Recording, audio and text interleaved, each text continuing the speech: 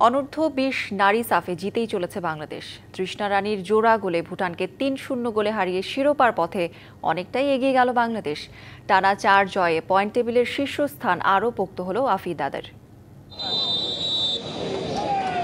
এবং বলতে বলতেই রেফারির শেষ হুইসেল, যার অর্থ এই ম্যাচেও বাংলাদেশ জয়লাভ করলো ৩-০ ব্যবধানে টানা ৪ ম্যাচে জিতে।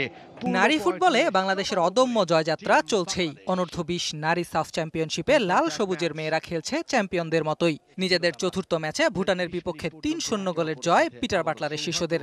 আসরে বাংলাদেশ ছুটছে দুর্বার গতিতে। এটাই জানো স্পোর্টসের সৌন্দর্য।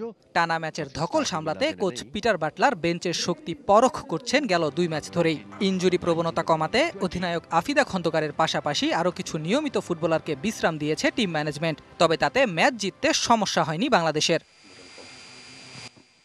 ম্যাচের শুরু থেকেই আক্রমণে বাংলাদেশ, তবে প্রথমার্ধে ভুটানও লড়াই করেছে পাল্লা দিয়ে। ৩২ মিনিটে প্রথম সাফল্য বাংলাদেশের। তৃষ্ণা রানীর ডান পায়ের জোরালো শট জাল খুঁজে পেলে লিড নেয় বাংলাদেশ। এরপর দুই দলই আক্রমণ করলেও লক্ষ্য ভেদ করতে পারেনি কেউ। এগিয়ে থেকেই বিরতিতে যায় বাংলাদেশ। হেডারে ক্লিয়ার করবার চেষ্টা। টানা ম্যাচ খেলায় ফুটবলারদের ক্লান্তি ছিল স্পষ্ট। সেকেন্ড হাফে ব্যবধান বাড়াতে মরিয়া হয়ে ওঠে বাংলাদেশ। ৬২ মিনিটে পেনাল্টিও পেয়ে যায় লাল সবুজের মেয়েরা, তবে স্বপ্না রানী মিস করেন সহজতম সুযোগ। মিনিট ৪ পর স্বস্তির গোল পায় বাংলাদেশ। এবারও স্কোরার তৃষ্ণা। সরাসরি পোস্টে এবং গোল।